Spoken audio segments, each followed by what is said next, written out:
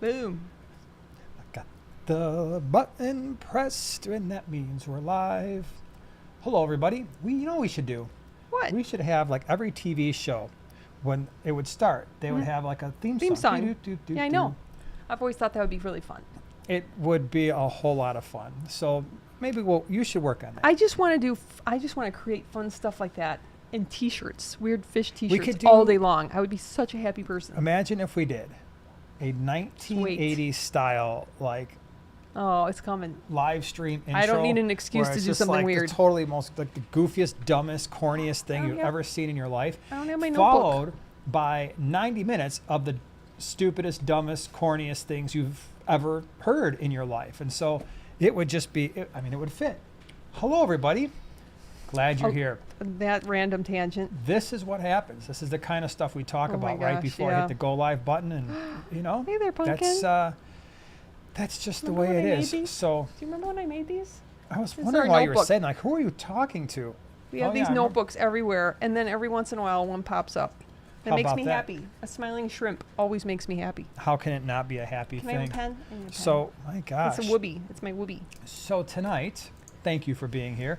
We have a subject. We're going to be talking about bettas.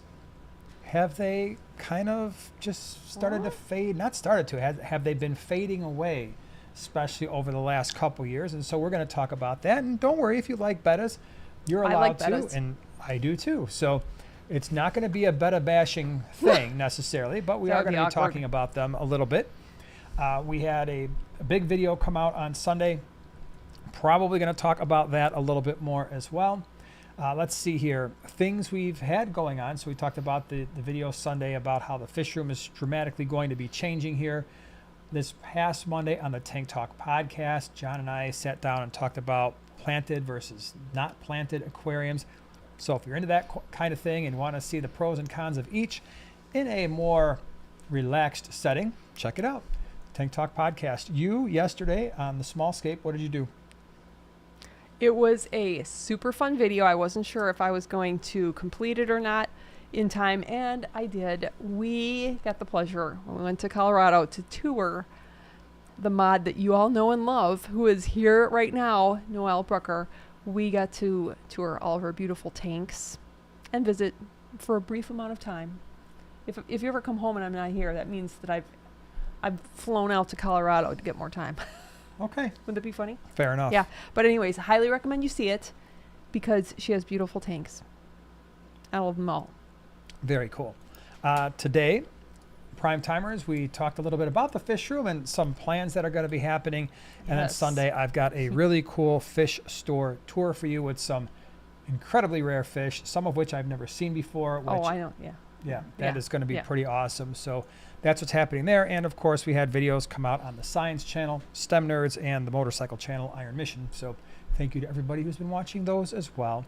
So that's where we have been or what we've been doing over the last, I don't know, week or so. So been pretty cool. Do want to say hello to all of our moderators that are here. I see Whip, Yes. I see Noelle. Hey, Whip. Let me scrolling up, second floors in the house, and everybody else who's hanging out with us Shannon tonight. and Ryan. How Glad- y'all yep. doing in Texas? Glad you are here. I saw something today. Actually, it was right before the live stream. The Chicagoland area Yeah. for today Yeah. had the worst air quality in the world. Really? That's what the thing said. Well, when you scroll and, on the Weather Channel, you just kind of scroll Mhm. past the, apparently it's the air. It was like red. Yeah. And I was like, what is this red? I was like, oh, right. It's so bad out there. So there are some Canadian wildfires, and we've gotten a pretty strong wind out of the north, and it's basically just this nasty haze like you would see from the Yeah. 1980s in Los Angeles. That's basically what happened today. It was a great day to be outside all day, as I was doing work on your motorcycle, making sure that it was running okay, Good test day for riding it. it. It was a great day to be outside. It was also a great day to do cardio, even though I was kind of indoors, but still, yeah, all those things. It was, if I start to talk weird, like, well, I mean, I guess it's not really all that unusual, but extra weird, or, I just decided to like go face plant into the desk. It's probably because I'm a little woozy from breathing in all the bad air all day today. So Yeah, good times. Beto Great Lakes is also Chicago. Yeah, it's foggy, Yeah. weirdy, hazy. Yeah, Yeah. it's weird. Although I think it's going to make for a great sunset. I told Eli, hey, watch the sunset. We're going to miss it because we're going to be here with you. Well, worth it. But it should, with all that haze, make a really interesting sky. I didn't show you. I'll show you later. Noel sent me a picture of the sunset the other day. Colorado.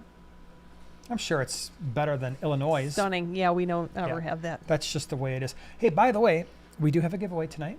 So wanted to let you know at some point later on, there will be us giving things away. So that should be pretty cool.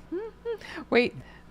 Let me see if I can read this up close, unless you're going to move. Second floor says, we miss you guys so much. We miss you. We didn't get to see you this year. Yeah. Guess we'll have to come up and hit some fish stores in your area. We're just hot down here. We hope you guys have a better weather. Well, up until Yesterday. literally yesterday, it was awful. I mean, the one day I looked, it was 100% humidity. 100. And that's exactly what it felt. So when you combine that with like 90 degrees plus, over 90. it's miserable. It was. It's like I never signed up to be in Florida for the summer. I never signed up for it, you but know what? here we now go. Now it's all better. It's all better But now. yeah, it's all better now. Come on up. So, today, we are going to be talking about bettas. We are. And am I the only one that sees that trend happening? I mean, I'd love to hear from you in the chat. Do you see a trend at your local fish stores where they're just not as predominant as they used to be, right? And when I say used to be, let me back up a second and talk about how I perceive bettas over the last, certainly, I'm not going to go way back into the 70s because what's the point? But certainly the last 10 to 15 years, right? In the 20 teens, you saw them really take off. You saw a lot of interest in bettas. People were breeding them. There were entire YouTube channels that were basically centered around breeding bettas. All the different types, keeping them, and all that kind of stuff. And that, along with stores making these really elaborate betta displays and all of the online retailers that started popping up all over the place, selling them, aquashellas. Those first few aquashellas we went to, there had to be at least a half a dozen stands that were mostly committed to selling bettas. Yeah. Right. Even when we were doing the swaps early on, like pre-2020, so like 2018, 2019, it was very common to see 3 or 4 tables pretty much focused on bettas. Yeah. Right. And a lot of them would be gone at the end of the show. And I don't see that as much anymore. I don't see the stores dedicating the space to bettas the way they used to, right? So these big elaborate displays, the Petcos and PetSmarts, you're in there a lot more than I am. Are they still, basically an end cap predominant, kind of showing off all the cups and all that? Pretty much. So like Petco used to have, they would have the end cap, and then they had on the side of the end cap the babies, the baby girl, baby boys. Noelle, you know what I'm talking about. I also got one of those. And then they would also have overflow, like towards the fish tanks and by the plants.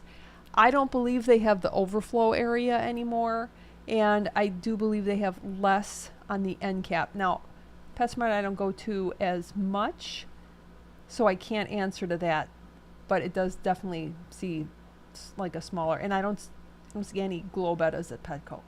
I think those are done. I think just because of the issues they were having with those are mostly done. But we've also been in a lot of independent stores, certainly this summer, and one of the things I noticed, they might have a tank of female bettas, maybe they have a few males, but it's nothing. And some of them, granted, a couple of the ones we went to focused on monster fish, but even the ones that didn't, they were not very common. In fact, some of the stores that I thought would have carried them that were focused on more of the nano stuff, they were nowhere to be found. So that's pretty interesting. Now, there's reasons why I think this is happening. And again, you guys feel free to pipe in whether or not you're seeing the same trends. The YouTube channels, for the most part, that were focusing on bettas have gone away for any number of reasons, but really just not as big of a deal anymore, or not happening as much anymore. Obviously, and a lot of you have already mentioned this, it's the health, right? Yeah. I mean, For sure. you at one point had the nano nook, and one entire wall was nothing but tanks filled with bettas, 12 right? of them. 12, yeah. 12, 10, 10, And 12. that was probably more than that. I think Oh, fish room wise that's at the true. time, I had them throughout the house. yeah. So we might have had 20 at one time. And it's interesting how we've kind of moved away from just the health issues, right? So, and a lot of you have said this in the past, where you bring home a betta, and even if it's close to full size, or even if it's smaller than full size, you're maybe lucky to get a couple years, a year, 2 years before you start seeing all the tumors and the abscesses and the bent spines and clamped fins and all that stuff. And most people keep bettas by themselves, so it's not like they're bringing in sick fish and be like, oh yeah, something brought disease into my tank and now my betta's suffering, right? So that's usually not the issue. So I think that probably the number one thing is there's just health issues out there, right? Of all those bettas that were on that wall, I mean, what was the average life span of those once you brought them in? You know what? I almost want to think it was closer to a year for a lot of them. Yeah, that's not good, That's awful. right? And that was one of the things you had said at the time, and one of the reasons why we changed that wall around and started adding in larger nano aquariums. Like, I can't keep doing this. No, I can't it's keep bringing painful. these in, watching them, and it's not like, okay, if they lasted a year, but that last couple months, you're just like, what is going on with these fish? So sad, yeah. So that's certainly part of it. But then, so the wisdom, the answer was, well, make sure you get bettas from a reputable breeder. Someone who's breeding the bettas. Well, guess what? Now you're taking that $5 to $10 fish, and no, it's not $5 to $10 anymore. These things are $30, $40, $50, like $70. We were at where the heck were we? Was it the last swap that we did? We were at a swap. No, I was at the ACA, and there was a betta breeder there, or not a betta breeder, but a betta importer, and they were $70 a piece. Really? And at $70, I'm thinking, holy cow, there are a lot of really, really nice fish that you can get for that kind of money, like unusual fish. Well, or you could do that as well. So I just can't do it. I cannot spend, and some of you might, and that's cool. If that's what you want to do, there's no problem with that. But I cannot bring myself to spend $50, $60, $70, $100 on a betta. I'm not doing that. So, For sure. but that's what it takes sometimes to get one that's going to live, instead of maybe a year or two, maybe longer. However, there's no guarantee there, because a lot of these bettas are coming from the same place. So they might look a little nicer, but again, you don't know what the health issues are going to be long term. And part of that, I think, is just the selective breeding process. So as betta breeders are selecting for certain colors, certain fins, certain body shapes, there is a risk there that there's some genetic mutations that occur that are kind of like collateral damage, and then you wind up with these bettas that are just not very healthy. The other thing, what are you generally putting with a betta in most cases? Nothing. There you go, right? So you got to want that. You have to want that 5-gallon aquarium that's just got a betta in it. Maybe a snail. There are fish you can put with bettas. We did a betta care video. We've done betta stocking options, and betta buddies, I think is what I called it. So there's fish out there, but most of the time people are like, I want a 5-gallon tank, I want to throw a betta in there. Okay, well then put a mystery snail in there, and that's pretty much about it. So you're kind of limited with the stocking options, just because those long flowing fins of the males can be kind of tantalizing for other fish, right? So people start to realize, okay, I've got this fish, but there's not a lot that really goes with it. I think the other thing to make the health problems even worse, the beginner, when they bring home a betta, they put it in a tank. Often they're told, oh, it's in a cup, so no heater, no filter. Maybe they're doing water changes, maybe they're not. They're almost inevitably getting an ammonia spike because they don't know any better. And so you take these really unhealthy fish and then you put them in the worst possible environment. Well, or you get a kit tank, because that's what they sell you, and it's all together, and the flow is probably too heavy, and you don't know that. Yeah. And so the betta gets worn out, Been there, done stuck that, in a corner, won't eat, and can't catch the food even if it wanted to, because the food's flying all over the place.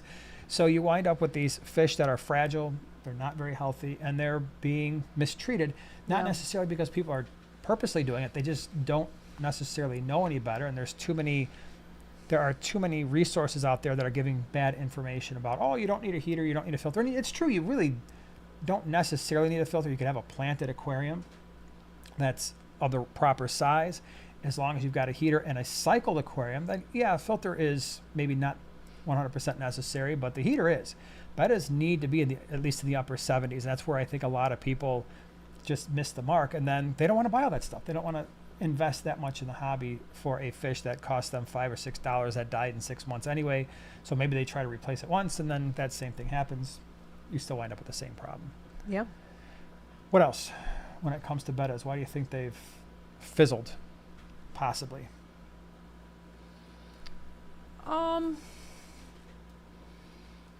Well, besides the fact that, I mean, I really think that how you would look at it is what unseated the betta from from primary situation. Mm-hmm. I think nanofish have kind of taken the place, and you can get a school, like I said, you can get a school of little chilies. I mean, who doesn't love chilies or CPDs? And you can get a nice little group of very hardy tiny fish. Yeah, I agree. So right now, it's funny because since I've been in the hobby since the 1970s, we've seen the trends, and we had a live stream about this a month or two ago where just kind of the trends in fish keeping over time. And I think John and I had talked about it in a podcast at one point. And even in the last 15 years or so, you go from cichlids, right? So the cichlids were really, really hot in the 00s and the early 10s. Lake Tanganyikans and shell dwellers, those got really popular. The bettas got really popular. Cory cats got really popular.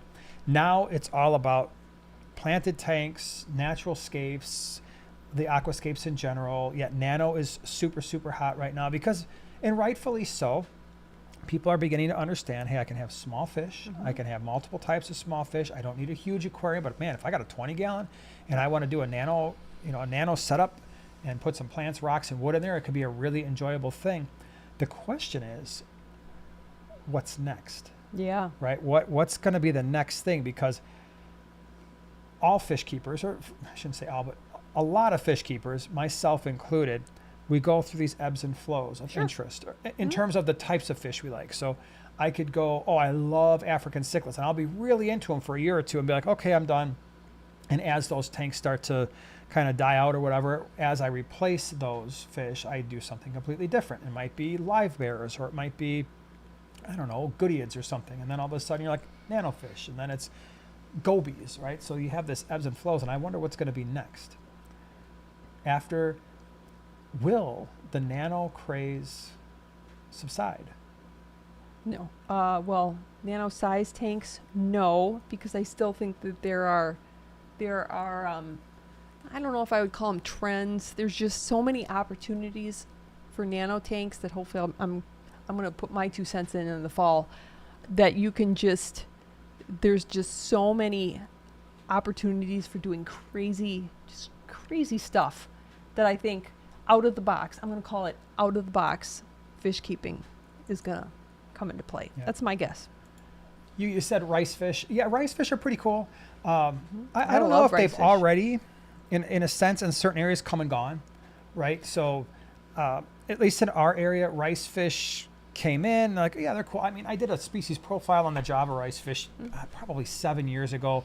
We've had the Medaka rice fish. We've had the red rice fish. I brought in some special rice fish, brought them to the swaps. They okay. I wouldn't say they sold like crazy. They didn't. That's why I stopped bringing them in, because the one I was actually surprised, wasn't it orange? Did you have like the orange Yeah, ones? it's the red Medakas. The red Medakas? Yeah. So they didn't like fly off the shelf. I thought no, they really don't. And they can have their own set of problems too. Sometimes they can be a little bit finicky. They are cool. I absolutely love them because they're very peaceful. Mm-hmm. The way in which the females have the eggs attached to the anal fin is super cool. They don't need a large tank. They are pretty active. I could see them being a stronger part, but I don't know if they'll be trendy, because I just didn't see it, not to mention the fact that some of the rice fish right now they're just as expensive as the bettas I'm talking about, $70 a pair, $100 a pair. Yeah. I don't think people are willing to pay that. most people aren't willing to pay that. Are you going to talk about like possibilities for like alternative bettas? Alternatives to, well, Because I have two. well, you can feel free to shout one out.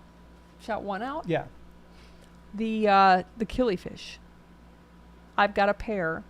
The Punilophengex. I used to know It's it. like you're swearing at I us. know, right? I don't know what it's called. It's but the Galeras. Galeras. Yeah, the Galeras. Yes, the red Galeras, I think it is. And the male is stunning. Lots of activity. They're doing pretty well. Now, I think they do have a shorter lifespan. However, that's their lifespan. It's not like they're supposed to have a 5-year lifespan and they only live to a year. So I'm gonna push back on you a little bit. Go ahead. I'm gonna challenge you.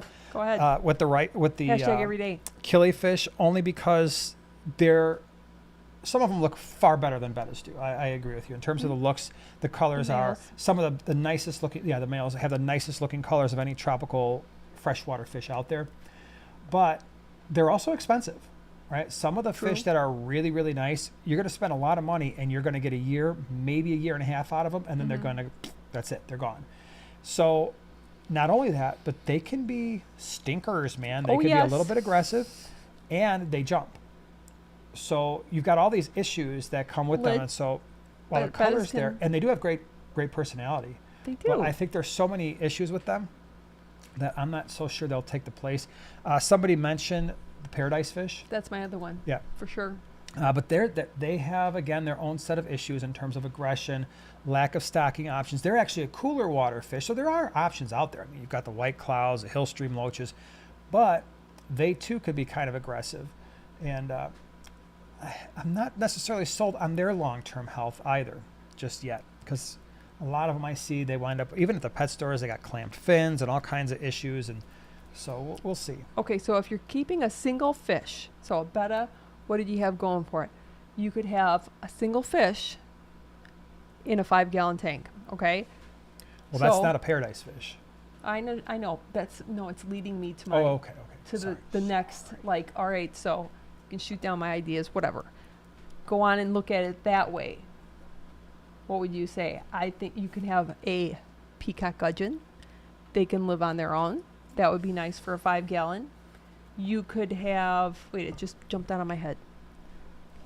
Got it. And Nope, what's the didn't other? work. What is the other? Oh my gosh, it's just. Well, while you're thinking of that, Blueman says, I think the current bettas are out of style, but new variants are making a comeback. I could see the wild, the more wild variants, the ones where, hey, you can keep males and females together, and they're not so finicky. They don't have near the color, but they are very interesting fish. Whether or not they'll go mainstream, you said for some of the collectors, yeah, for sure. I just don't think necessarily they have the ability to go like super mainstream. The Mahachai that I had, those were really Very cool. pretty, They do have a very subtle coloring, but I think it's just as beautiful as the like the vibrant colors, and the fact that you can keep a male and female together. Yeah. It was super fun.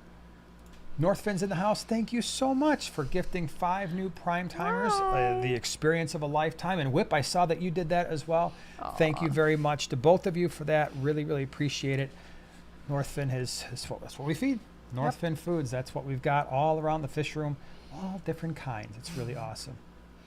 What is that other single fish that I was thinking of? Ooh, here, Betta's got one that's interesting. The best replacement for Betta is none other than the goldfish.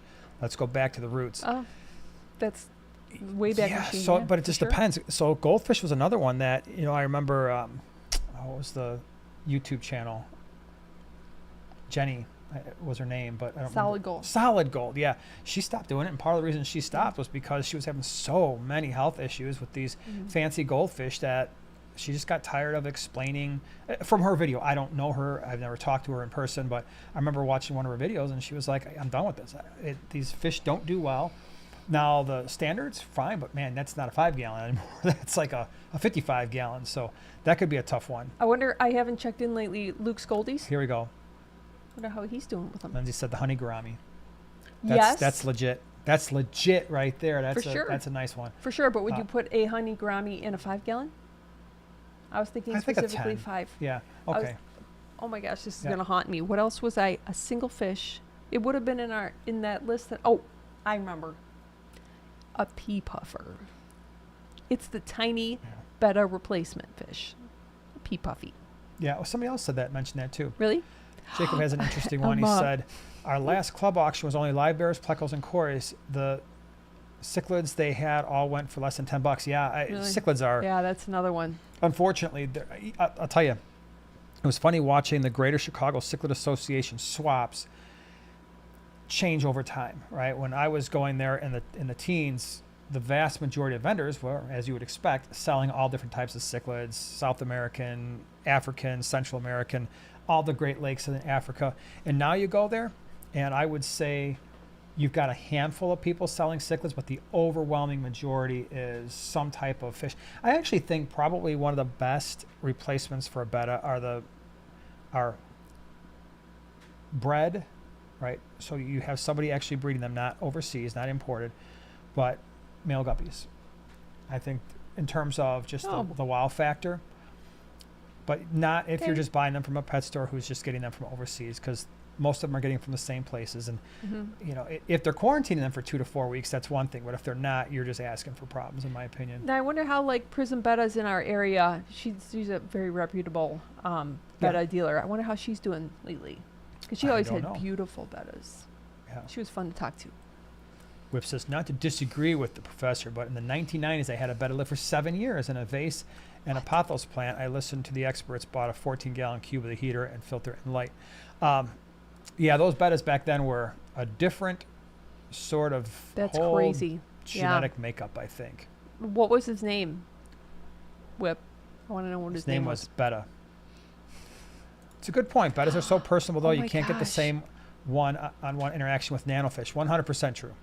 Yeah, most nanofish just kind of are like, here we are. But bettas will recognize you. Well, not yours, but most of those are that way, too. Whatever. Tony says, next up, sunburst diving beetles. Now, remember at the Missouri. No, Minnesota. Yeah, same thing. No, I'm just kidding. Minnesota. They had the little diving beetles, and those were really fun to watch. They were little. I would only like little ones. If they get really big, I'm out. But yeah, those are pretty really interesting. Fun. Very cool. Just like it did do well for us was the platinum dwarf frog. A lot of people really like those. Those are pretty personable, and that's a 5-gallon tank all day. That is true. They're goofy to watch because they're just not super active anyway. They're silly. They're funny. All right, hold on a second here. I saw. So, anyway, to get bettas back, to get them where they're popular again, I think it's all about the health. I think those $5 to $10 bettas that Petco and PetSmart are selling, they're going to have to get them healthy again, which means you're probably going to have to go back, like Whip had mentioned, in the 1990s, he had one that lived for a really long time. But in the 1990s, in the 00s, you didn't have that many options. It's like you could get a blue one, you could get a red one. Sometimes there'd be like a yellowish one or an orange. And you're like, whoa, that's crazy. That was it. I mean, if you remember, they all basically had the same fins, and you had a color choice of like 3 or 4 different colors, and that was pretty much all you could do. But amazingly enough, those all did pretty well on the purple ones. But it's like, do you want purple, red, blue? Yeah. Possibly like a yellowish one, and that was it, man. That was, if you found something different or you started seeing like multiple colors. Oh yeah. You were in good shape there. Whip, thank you so much for the super chat too, man. Appreciate it. Thank you. Tim Adams says he brings up an excellent point. Yeah. $70 is a lot of green neon fish. $70 is a lot of fish, for sure. Yep. Yes, it is. Betta and friends. Very appropriate that you're here. I think people found out they weren't the beginner fish people thought they were because there are better options out there. Yeah, 100%. Sure. They're just not necessarily. I think they can be beginner fish, but there's some things you really need to know. Yeah, it has to be a beginner fish where people are willing to do all the same things that they were going to do with the other fish, i.e., make sure the tank is cycled, whether that's adding live nitrifying bacteria, use filter media, and getting that heater in there because you need those things for a betta. Yep. Josh says, my wife's betta has a 10-gallon to himself. He refuses even snails to be in there. Hey, some are like tough that. Cookie. Sure. Some of them don't care. Some of them will not. No, they're mean. We Yeah. lucked out because every betta that we've ever kept, we've been able to keep mystery snails with them without any issues. The only one that would possibly like kind of not perturb the betta, but or the snail was the king betta.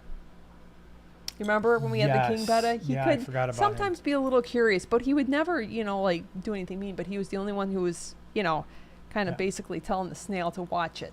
Yeah, that's true. I forgot about that. He was a punk. David said, out here in California, there's a guy bringing high-end bettas to my club that can't sell them for $1. I tend to agree that they are not as hot now. Yeah, Wow. the high-end bettas, they don't really, I don't know how well they do in a club setting, especially if it's like an after-club auction. And some of the swaps they might do okay if people are going there to buy fish at a swap. They can spend a little bit more money, but at the end of a club meeting, you're not generally going, at least in the clubs around us, you're not going to see the money for those things. See, People just now, aren't going to pay that much. A problem with a video topic like the one we're doing right now is really only making me want to get a betta right now. Now you want one? Just all the talk. I remember all my favorite bettas. Well, So I am actually kind of curious if we were to go out and get the same time, like one from Prism. Okay, so like best betta that we think that we can get, very easily, not like going overseas or something. And at the same time, not in the same tank, getting wild betta and seeing how long do both of them, how do they do, how do they last. okay. That I think that would be really fun. It would be interesting. Like put my eights, use my eights or something, my 8 gallons. I don't yeah, know. that would be pretty cool. It's just a thought. It is a thought. Just a thought that's taking up some space in my head right now. Auntie K, thank you so much for the super chat. Would you pair rummy nose with betta? Been looking. I would do that in at least a 20 gallon. So as long as I had a 20-gallon tank, then I think that is a reasonable pairing. The only reason I wouldn't do it in less is because rummy nose tetras can get decently large. Tetras or raspberries? Well, usually when someone says rummy nose, it's the tetra. Okay. You have to be careful of the fin nipping aspect. You got to keep those rummy nose well fed. Now, if it's the rummy nose raspbora, same thing. You got to keep them well fed. I would worry more about them, only because the orange tips to the fins of the male rummy nose raspbora tend to be very tantalizing for fish. I don't know why that is, but it's just, for some reason, it happens. Hold on. Lady, thank you so much for the super chat. Do you have any advice gendering juvenile bettas? I do not. Do you have any advice? No. Yeah, we No. never. Did we That ever would have been- breed? Did we ever have betta babies? No. I would have died. We had betta bubble nests, but Yes. we never had betta babies. Yeah, I'm sorry. Kasha I would don't- have been. Oh yeah. Kasha would have been nothing. As far as the young ones go, I don't know, other than maybe body shape. If you had a bunch together, I would take the plumper, rounder ones and set those aside. Maybe they're females, but I'm not exactly sure. Whipped in name is Betta. Yeah, I'm sure Crystal did. I'm sure she named him. Aqua Nan, my favorite betta YouTuber that isn't active anymore, Simply Betta. Yeah. Taylor had some really good stuff, and she was very good at YouTube. It's kind of sad that she's not doing the stuff, but she's got kids and family, and you know Yeah. what? She's smart because she was very busy and she prioritized her family. And I will tell you that 20 years from now, she's going to be happy she did that. So nothing wrong with, but yeah, I agree with you. It stinks when you don't have some of the people from the old days in there doing videos anymore. Dennis, thank you very much for making 5 new prime timers. Really, really appreciate what you do for us every week. And I saw, let's see here, we got, hold on, I thought I saw Scott. He also made 5 new prime timers. What? Thank you. Really, really You guys are appreciate so that. nice. That was pretty awesome of you. And Northfin did 5 more. What? Because Northfin's like, hey man, 10 wasn't enough. 15's a better number. Thank you for that. And so prime timers, you're getting in at the right time, because prime timers, they get the extra video. So I don't cut anything out for our regular viewers. It's always been the same. I get people who are really upset sometimes, and they'll leave me comments about, oh, you know what, you got memberships, I'm out of here. Well, whatever, go. That's If so we funny. don't provide value in our regular videos, then go. People I don't know. sometimes are mad at me because I don't have memberships. Yeah, well, but the prime timers, you're going to be helping me out a lot with the fish room. And so on Sunday's video, I did a video about how we're not doing the swaps anymore. So if you haven't seen that video, I'll give you the short version, and then you don't have to, I guess you don't have to watch it if you Still don't want to. sounds weird. But Sounds we have weird. been doing these swaps now for a really, really long time. And I want to say since 2018 we started doing them, just with the fish that we were selling around the fish Really? room, or breeding around the fish room. Has it been And that long? It has been that long. Yeah, it's been about 7 years, and it's Wow, no wonder I feel 20 years older. yeah, right. about right, And yeah. it's been a lot. It's been fun. So first of all, thank you, because it's not something I really mentioned in the video, but thank you to everybody who bought fish from us over Yeah. the last, I don't know, 7 or 8 years, 6 or 7 years, however long You it's want me been. to get the calculator out? Shh, But you quiet did down. that I was really doing well. 2 things at once. I was 7. looking at something, and I was also mathing. So, but thank you for that. And it has been fun. One of the exciting things was actually getting to bring in all these new fish and see them in a way that most people don't see them. Because when you see fish, like, oh, you know what, schooling fish, I have 8 or 10, which is cool. When you got 400, they act a lot different. I remember like things like the silver tip tetras when we had that was we had amazing. like 340 breeder at quarantine, right? They're gone in and out in 4 weeks.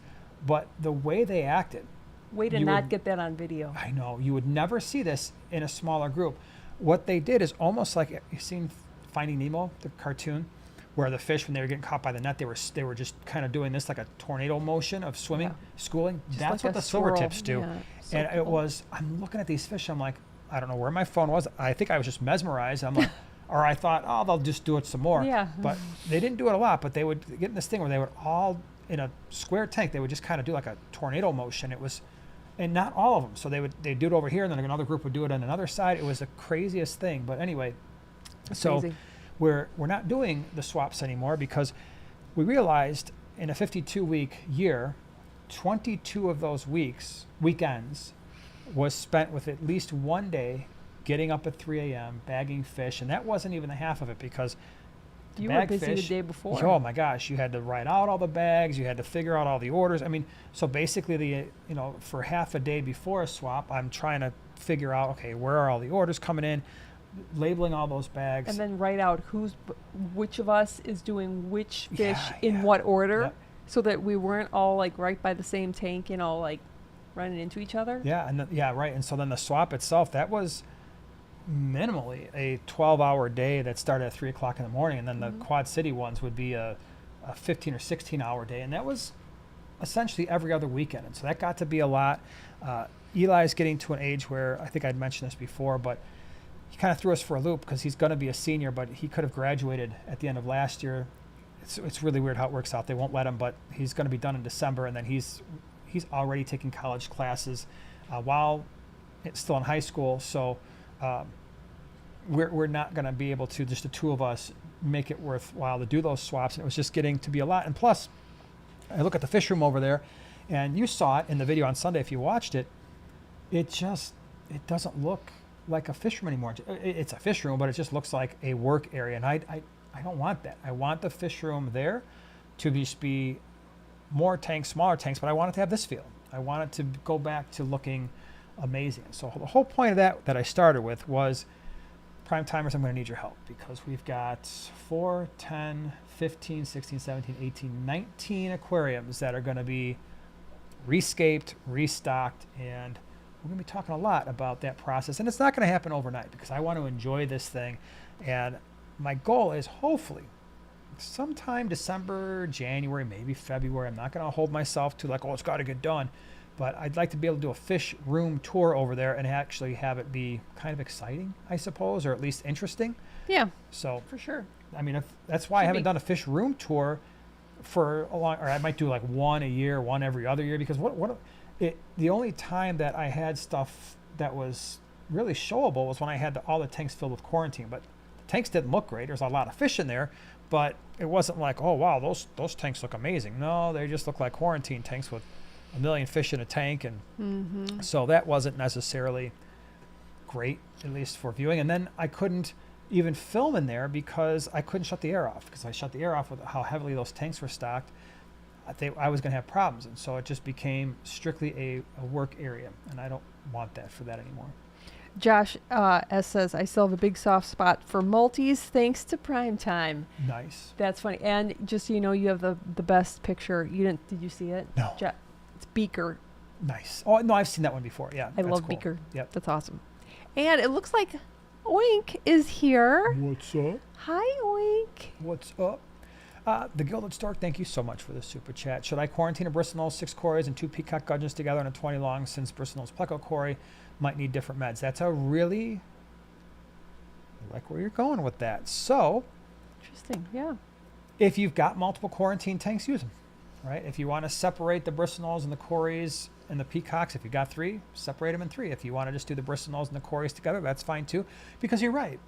With the bristlenose and the cories, you run a higher risk of internal infection and certainly GI stuff going on, where the Peacock Gudgeons are far less likely to have that. So that's not a bad idea. That's actually, I don't hear people say that very often, where they're thinking that way. So, I mean, a lot of people who do stuff like we were doing with the importing, yeah, we think that way because we have to, but very good. Yeah, you could certainly do that. That's not a crazy thought by any stretch of the imagination. Okay, let's... So all our you chats says, on. I saw your membership vlog and depressed me. You mentioned you're breaking down your multi 50-gallon lowboy. If so, I have a suggestion, a Hillstream and Gobi high flow setup. So, That sounds love cool. it. Yeah, the 50-gallon multi-tank, it has been with us since the fish room started. That was the reason for that aquarium. And so when I set that up, we started YouTube in 2017. I would have set that tank up in 2016.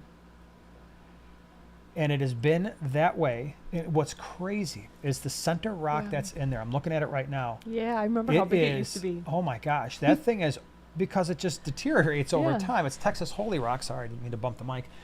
And that rock is probably 30% smaller, at least, a third smaller than it used to be. Yeah. And that colony has been up and running for over 8 years. Over 8 years. And so it's time. I'm going to let you scape it because I did this one. Are you really? And when I did You're that, gonna you let me were like, scape it? oh man, I want to scape a I low was boy. so bummed. So you're going to scape that. And then somebody mentioned it, and I Can I absolutely put 100% anableps agree. in there? No, because that's going to be brackish. No, it won't look very nice.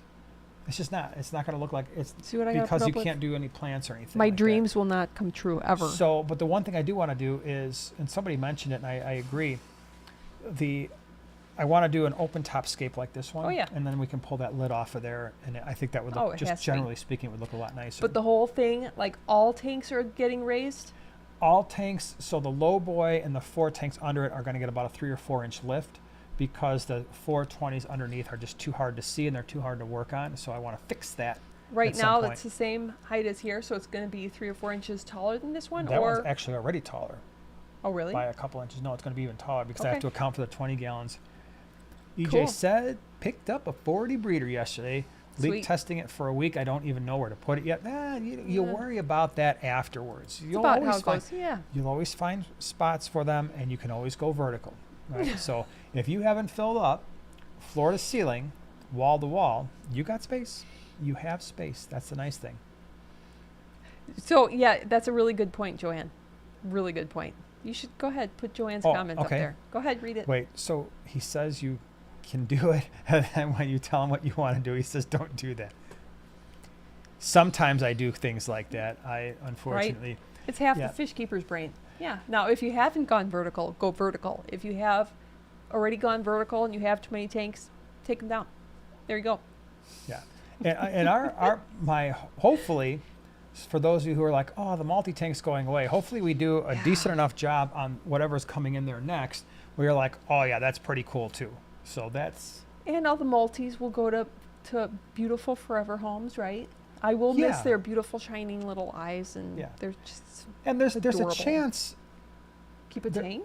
Would you keep Yeah, a there's a tank? chance they could some of them could wind up in another tank. It's just not going to be the low boy. So we'll see. Yeah.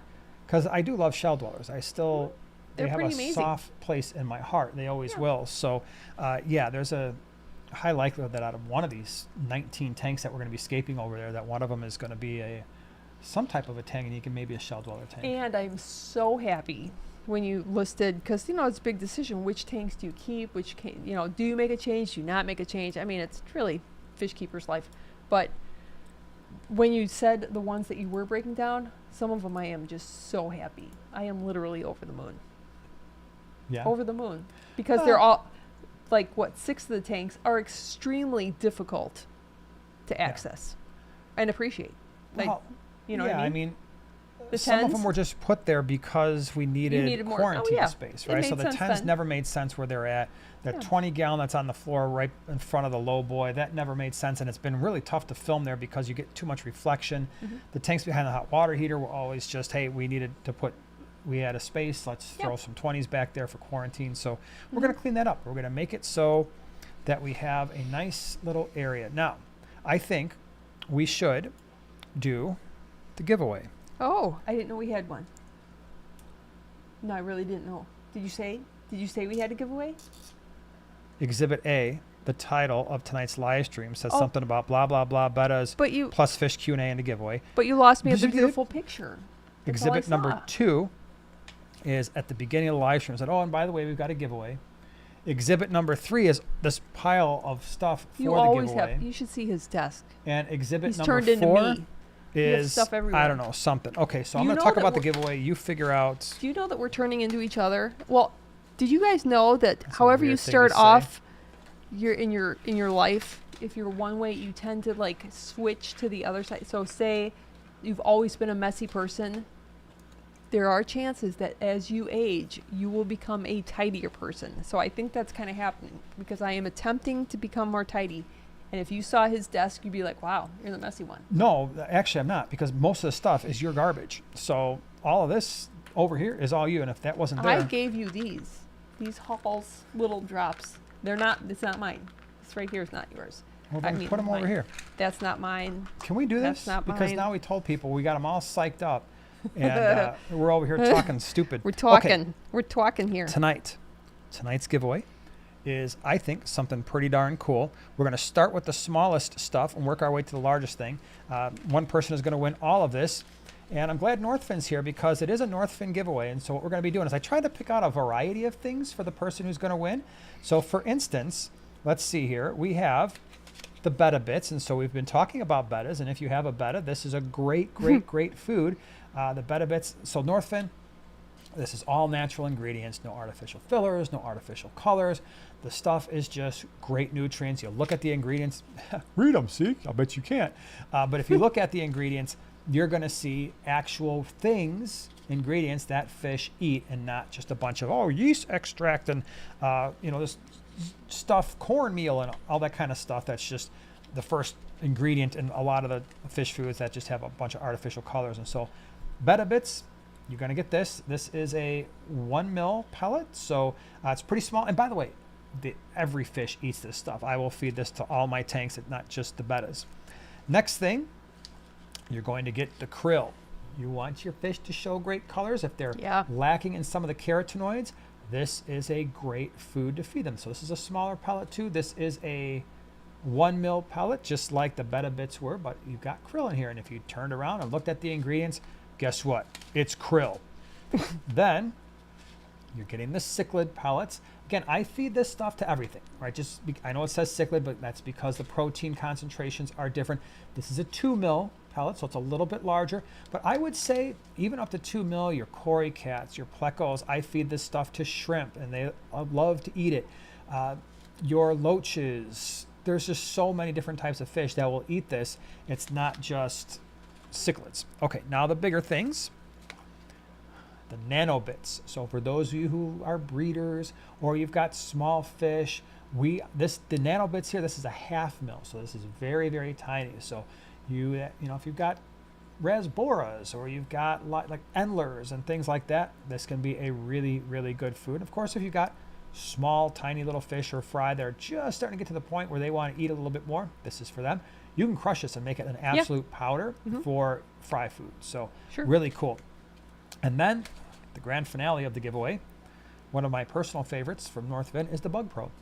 Bug Pro is amazing. This, I tell people, if you've got fish that will not eat, give them this. Because if they won't eat this, chances are there is something wrong with them. Like they've got some kind of an internal parasite. Something is not right. Because every time I feed this food to every single tank that I feed it to, which is pretty much all of our tanks, fish go crazy for this. Shrimp love it. Everything loves this. This is a great food.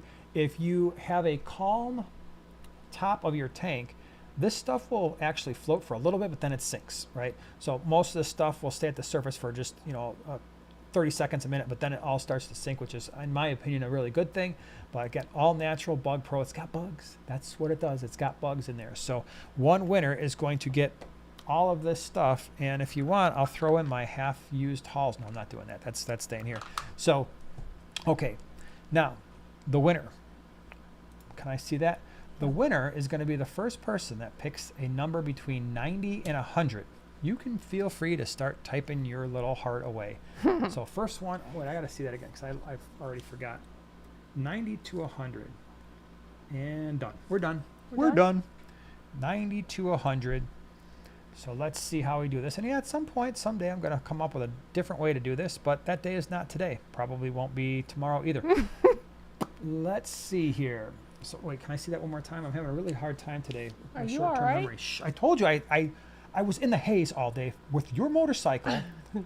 He was. I had my mechanic working on my bike. Yeah, I was doing all kinds of stuff. Thanks. You did some stuff. Out there you did in some things. the most horriblest air on the entire earth today. It was red air. So yeah, if I'm a little loopy, it's because I was basically smoking Canadian wildfire air all day long. So this is what I've got, Joanna. Do you have a... What are you pointing right at? Here. No. No? I have to go up? I don't think so. Hold on, we're struggling today, okay? We're going to be struggle bus. Yeah, it is. Is it? Oh my gosh. Hold on. I'm going to scroll one more time because I'm doing all the checks, right. and apparently she's got issues. I got issues. Do you agree? Have you double checked that one? Did you double check that one? What do you mean did I double check that one? That one? Yeah, hold on, everybody. I'm sorry this is taking longer than it normally does. But I've got somebody here who just double checked this one, double checked that one, double. And I did. And now she's making me think I didn't. Yep, I double checked that one too. Yeah? Okay, are you ready? Okay. Reveal. The number, 91. Lynn Sieber.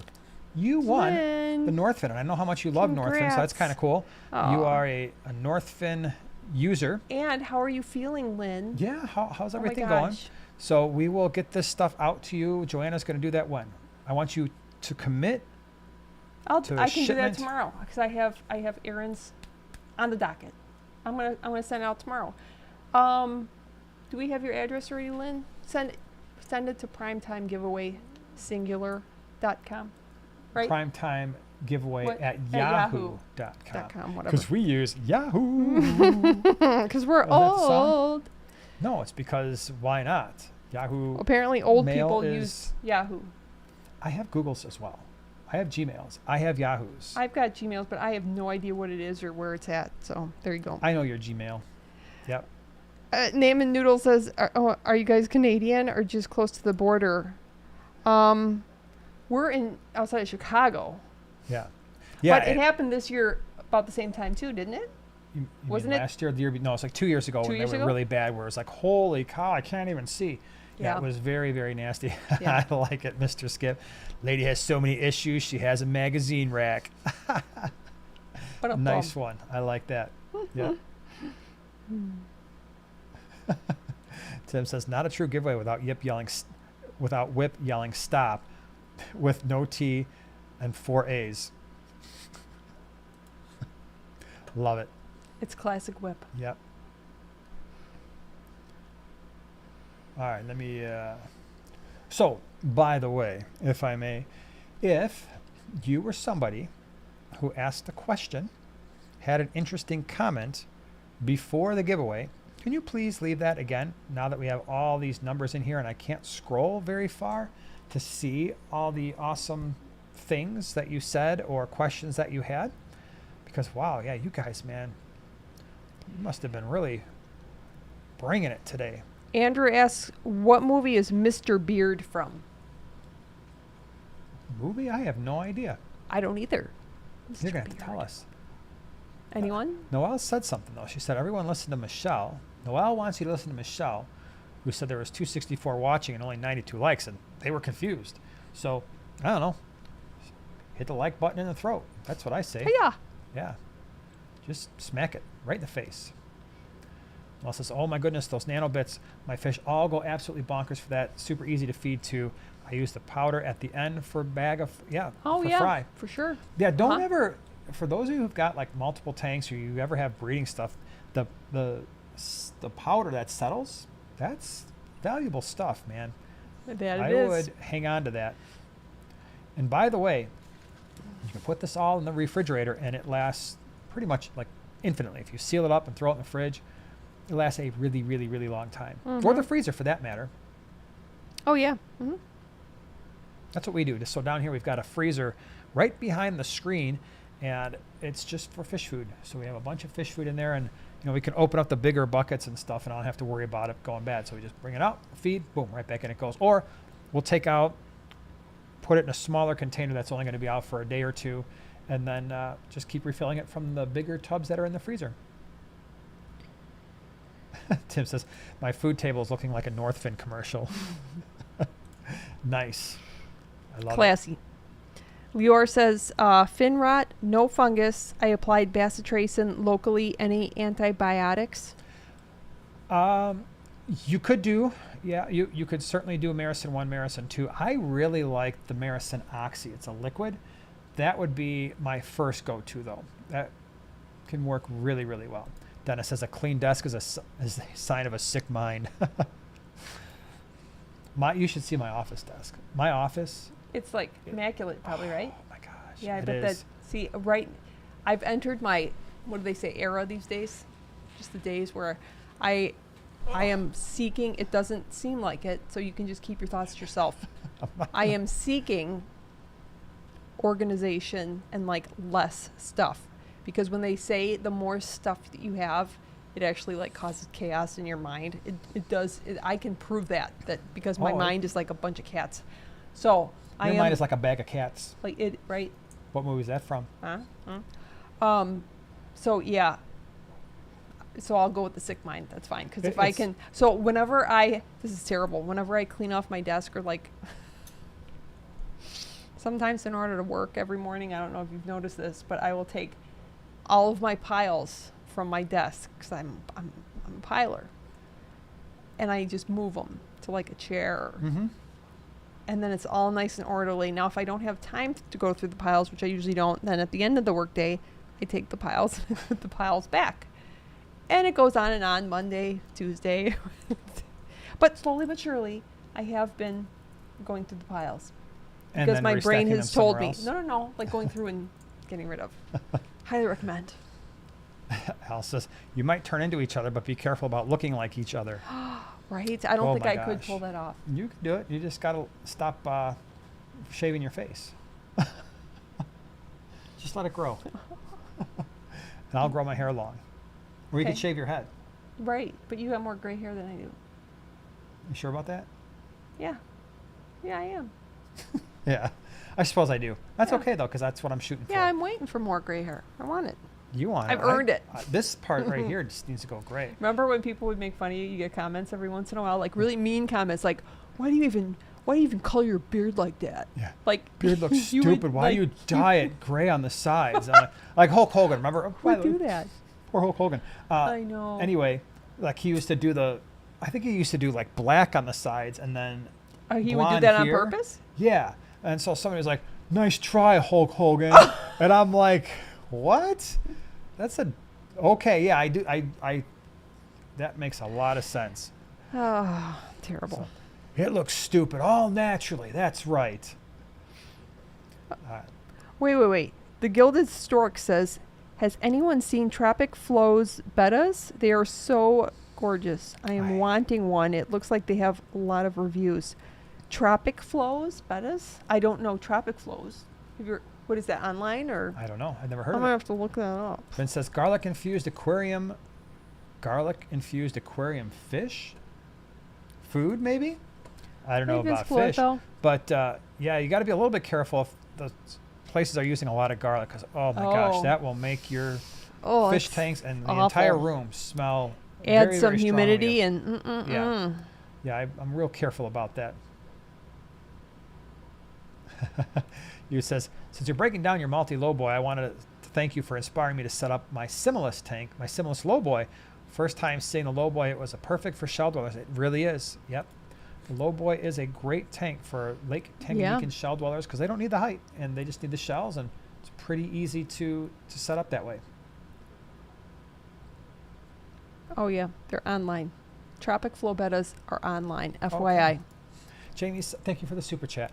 Fam's going to MI, is that Michigan? Yeah, For 4 to 6 usually. days. 7 planted common tanks with 1 Community tanks. plus 1 with many month-old cories. Oh. Okay to leave, or auto feeders, typical nano. So 4 to 6 days. I would probably want to do an auto feeder. Maybe just hit that tank once a day with a small amount of food. I don't use a lot of them, but the ones I have used, I think it was the Eheim auto feeder. That was a pretty good one. But 4 days, I'm not super worried about. 6 days, yeah, I'd like to see them get fed at least once or twice in that time. Yeah, especially little ones, huh? Yeah, especially it's many month-old cories, so they might already be that big. Oh, I read it like there's a whole bunch of little month-olds. Or maybe that's the case. Then, yeah, I'd probably definitely want to hit that tank at least. So maybe a few Eheim auto feeders, and then just drop some sinking pellet. Don't put flakes in those things because they get jammed up sometimes. But some sinking. I mean, again, that's where, not the nano bits, but something like a 1 mil or a 2 mil, you can just throw in there, and then it'll just hit it small amounts every day. That'd be cool. Okay, let's see here. What? Desert fish celebrates 56 months. How many years is that? So that's 4 years and 8 months. I did that all in my head. Thank you, too, for being a mental break once a week. My health has been on a downward spiral, and my wife has had a full plate, so thank you. Well, hey, you know what? We're glad that you're here because we appreciate you being here. So you're one of the ones that makes the community a whole lot of fun. I will always say that about all of you watching and the people here that interact with the chat. The only times we ever have issues with the chat is when we have people who are not normally part of the community, and our moderators usually jump on that right away. But all you regulars, it's a real blessing. It's awesome having you here. Okay, let me see here. Oh, yeah. I was right. So you're right. A ton of cories about a month old. Yeah. Definitely want to hit that one with an auto feeder then. Not a lot, so you don't want to follow up the water or anything like that. Little babies. Vito says, regarding shell dwellers, I imagine long periods where a tank looks empty. Am I correct? It depends on how many you start with. But yeah, I remember the 50-gallon lowboy. I had shells. I had that big centerpiece rock thing, and probably, I don't even remember what I started with, somewhere around 8 to 10. Wow. And yeah, at first they were pretty shy because I remember putting in some dither fish in there to help them kind of come out. I think I had some random, like, oh, here's a rainbow fish I had left over, like a Selby's rainbow, and maybe 1 or 2 tetras, and they didn't bother them even in that small tank. And eventually they started coming out, and those other dither fish got old and died. And then I have a couple bristlenose in there, but yeah, for a little while it might be sparse. But if you had a 20-gallon, you had a half a dozen in there, maybe not as much. But once they get going and they start rearranging the tank, they're out pretty much all the time. Air Warrior wants to know, has anyone gone to the aquarium in Corpus Christi? I'm going to visit tomorrow, and I'm really excited. Hopefully they have some nice freshwater tanks. Yeah, I hope they do. Nice. Report back. Yeah, that'll be cool. We haven't been. We haven't been there. No. Nope. So let us know. Michelle says we're going to miss you at the swaps. We're still going to be there. Not selling anything. We won't have a table, but our plan is, I don't know if we'll make it out to the Quad City. By the way, Quad City Swap, I noticed they changed their location again. They did? So they that's were too bad. That was a sweet location. Well, but the location they got looks like similar. Really? But it's back across the river in Davenport, Iowa again. Really? So they went from the place they've been at for years, just across the border to Illinois, and now they stayed there one time, and now they're back in Davenport. So I don't know if we'll make that swap a lot because it's just such a far drive just to go for a swap. But unless we take the bikes. Then we can't really buy any fish because that's too long for the fish to be on a bike. All the vibration and noise and everything. Who said we would buy fish? We just go for a motorbike ride. Oh, that's okay. Say now hi. you're kind of speaking my language there. That's a possibility. But GCCA and the green water swaps, we'll still be at a lot of those. Just customers, I suppose. All right, let me see here. Anna says, I travel a lot for work, and I have been using an auto feeder that I control the portion each day, like a rotating pill container. It's awesome. Fed my Wow. fish even when I was gone for more than 2 weeks. What are you using? What brand are you using, Anna, so that people will Yeah, know that sounds fun. that you have found something amazing? My cardinals are fussy eaters sometimes. They like the North Fin nanobits, but they sink way too fast. Is there a North Fin that sinks more slowly? If they like the North Fin nanobits, you could try the flake and then, crush it up into smaller pieces. The flake, especially when it's crushed up into smaller pieces, as long as you don't have a ton of flow at the top, that will tend to float longer than a lot of the pellets do.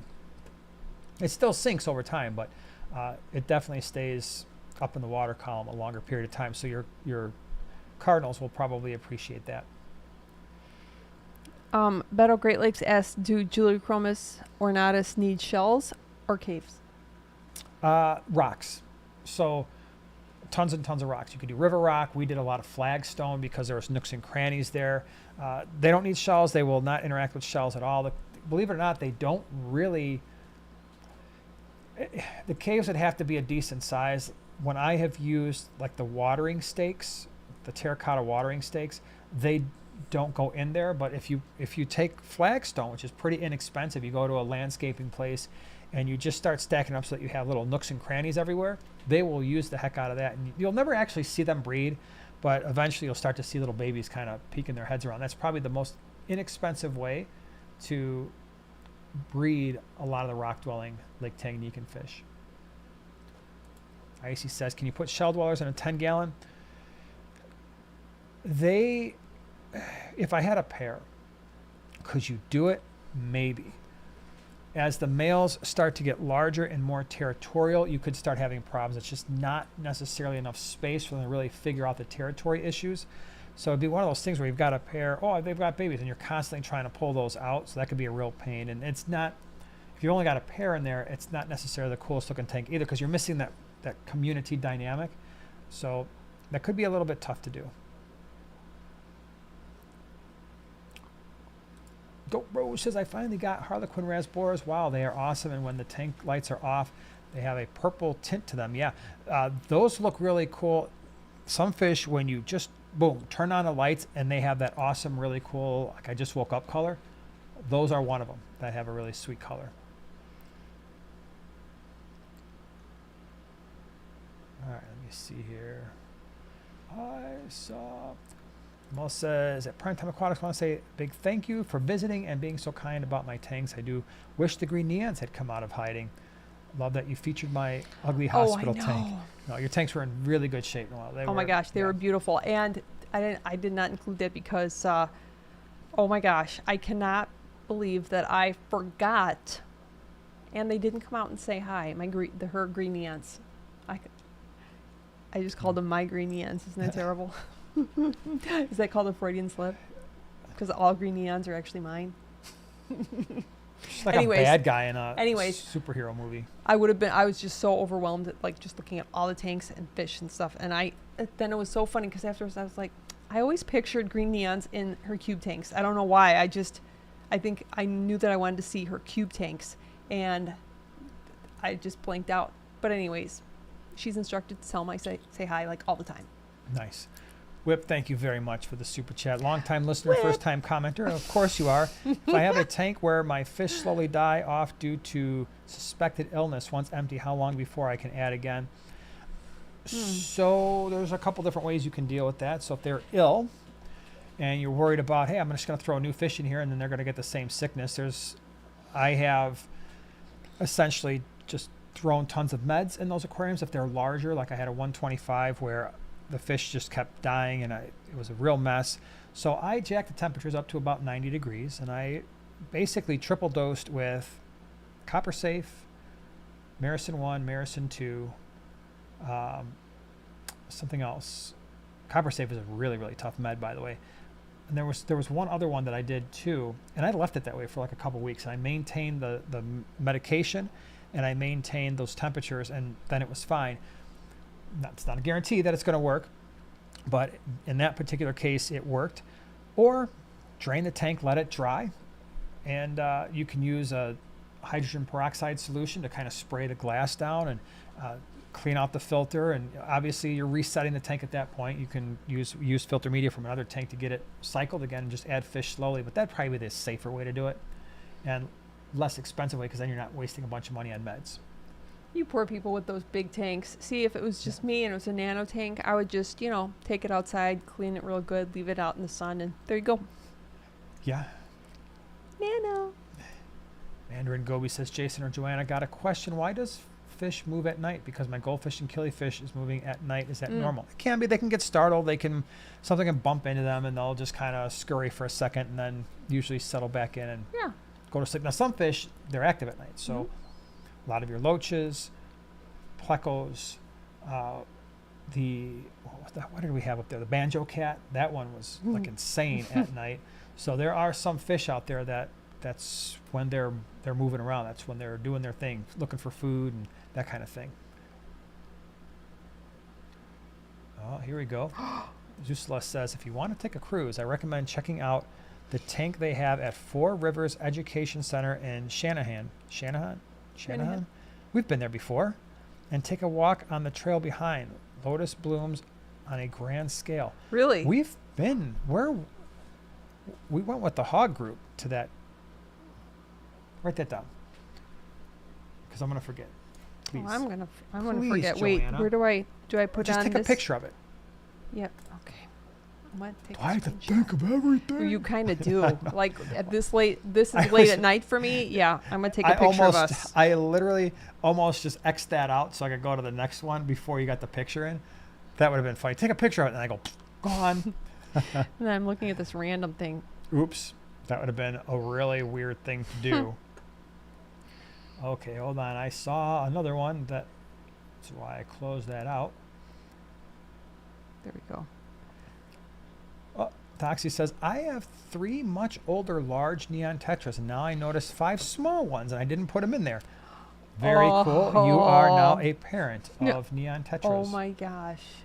I would have to put in PTO at work or something, because if I had baby green neons, I would. Yeah. I can't even Although, imagine. I'm telling you, those little baby hillstream loaches are awfully darn cute that we have that bred for us because we brought in a bunch of adults. Oh, I should probably look at them. They're probably cute. You haven't seen them yet? I don't think so. I've told her like 17 times, like, you should check out the baby. Now they're getting to the point where they're not nearly as small as they used to be. Are they still cute? They're still tiny. Oh, yeah. Should I even bother looking at them? No, you should look at them. Okay. But they're not as cute as like baby shell dwellers or like when the white cloud mountain minnows, when they're really tiny. Those are really cute too. Mariana says, of my group of fish, I prefer my platies and African dwarf frogs. Humble choices, but fun and pretty. I would not be surprised. Right? That does sound fun, and it's usually the humble fish that bring you the most joy. I mean, my favorite is the green neon. Yeah. Most people are like, me. I get a lot of flack for it. Do I care? No. Hey, flack is well deserved. No, I'm kidding. But I wouldn't be surprised if we're going to do some type of a live bear tank in the fish room. I want to have variety, right? Because that was the one thing when we first started that side of the fish room, it was almost all cichlids. Like if you look at some of the early fish room tours of 2017, 2018, the vast majority of those tanks were cichlids. And that's what most people had. Like in your like primetime world with the swaps, I mean, cichlids. Yeah. That was it, cichlids. Yeah. So this time it's going to be a very diverse group of 19 aquariums over there. Should be cool. I hope it will be. Can I get some stocking suggestions for my 55-gallon tall? So it's 30 by 18 by 24. So 30. So hold on, I got to. We should have. So it's a tank that is this. I don't need a tape measure. I just need to imagine. I think that'd be fun. So you have a 55-gallon that's as wide as a 20 long, as deep as a 75-gallon, and as tall as a 75-gallon. That's basically a cubish tank. Stocking options for a tank that is cubey/tall. That's one where I am doing some type of live bear and possibly some type of a gourami, because I want fish that are going to use all that height. So I don't want the typical schooling fish in that tank. I don't want tetras. I don't want rasboras because they're going to find a level and most likely just stay there. And they won't school well in a tank that's got those dimensions either, I don't think. I don't want anything super horizontally, like freaking out active. Like I don't think barbs would work well in a tank like that if they're the active types of barbs. Would you put gobies at the bottom? You could do that. Yeah, you could do some type of a goby, whether it's the Stiphodon or the Rhinogobius, the Peacock Gudgeons, Empire Gudgeons at the bottom. But then I want a fish that's going to be full of color, full of activity, that's going to really use, like scale up and down. And maybe if you want to put some driftwood or, maybe glue some Anubias especially throughout, then you've got a situation where guppies, endlers, platies, swordtails, mollies, wouldn't necessarily mix them all together, but something like that's going to explore, right? You could do. Would you put Congo tetras in there? No, I would not, because again, they're not super active. But I'm not crazy about that. The height versus the no length. Yeah. I think they would be disrupted by the fish that I'm suggesting, right? Because they're going to kind of be all over the place.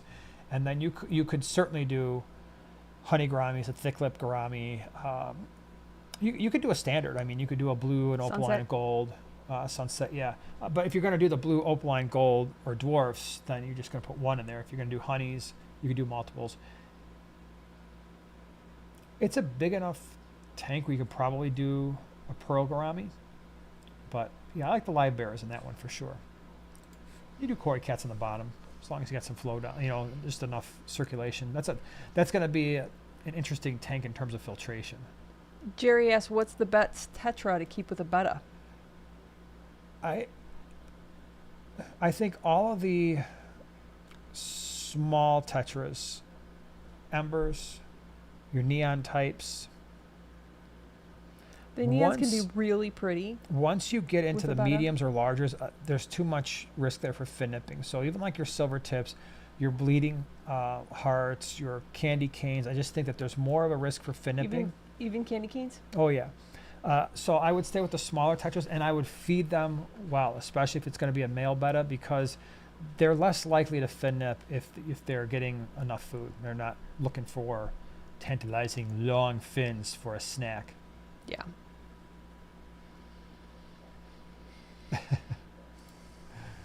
I've been getting saturated in fish education tonight. I thought I only had to learn one thing per day. Now, how much will I remember by tomorrow? So, great thing is, what I always tell people is, as you go through the week, if you've got questions, things that you want to bring up in the live chat, write them down. Get a little notebook like Joanna has here and write stuff down and bring the questions, because it makes it more interesting for everybody here when we get those interesting questions where you're like, oh, that's making us all think a little bit, I like when that happens. EJ says, my 7-year-old just brought in tadpoles and I put in one of my tanks. Guess I'm a new dad with tadpoles. That's interesting. She knew the peep over tank was a no-no. Yeah, no, that's not going to work. Very cool. Gilda Store says, my peacock gudgeons are at the top. Yeah, they'll use a little bit of the height, but a lot of times they like to settle towards they start to feel more comfortable at the bottom of the tank. Mm-hmm. But yeah, my peacock gudgeons actually used more of the tank than I thought they would. Yeah. I always pictured them in my head like towards the bottom. Not necessarily. Mine are crazy though. I suppose. Oh, emerald eye rasboras with the betta. Yeah. Chrissy, a lot of the rasboras I think are better choices than the tetras. Yeah, that's a great point. Yeah, a lot of the rasboras 100% would be a good option. Faux show. Rosie says, what filter do you recommend for a 37? So we've got a 37 gallon. So for those of you who don't know, a 37 gallon is the same length and width as a 20 long or a 29. It's just taller than a 29. So it does present some challenges when you're doing a 37. It depends on what you want to do. So two Hydro 2 sponge filters would work out really, really well for a tank that size. If you don't like sponge filters,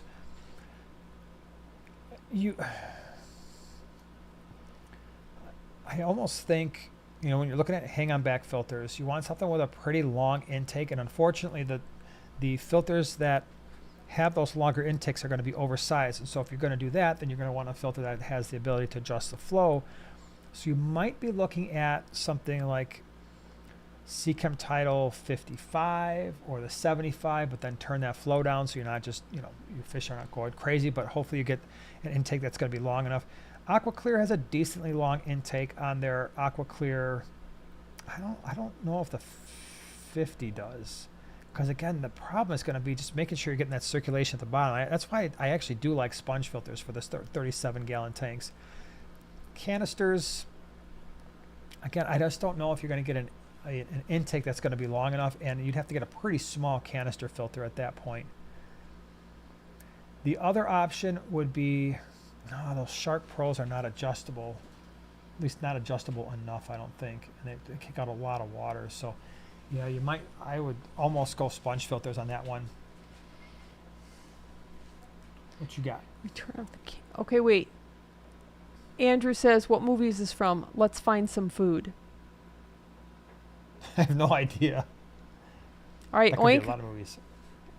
Oink, were you answering that? Return of the King? Because if it is Return of the King, then you should have known that.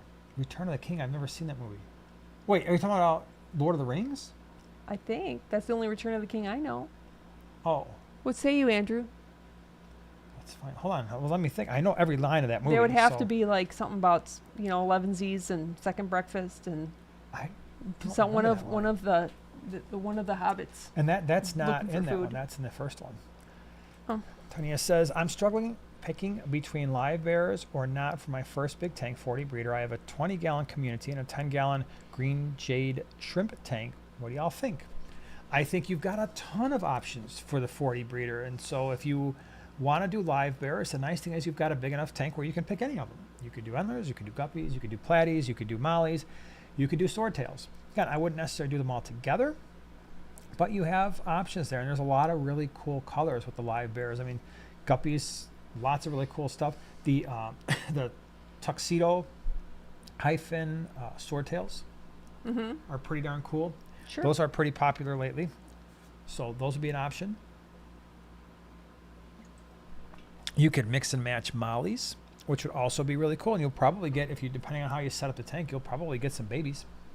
So I would, That would have a lot of color. yeah.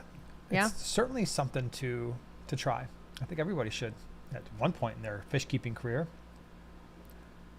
Vince says, I have an extra canister filter I put on my 37 Bowfront. It's never been cleaner. Oh yeah, canisters are, when it comes to mechanical filtration, man, those are the way to go. Ooh, this is a good one. Zach says, what small fish looks the best from above container pond?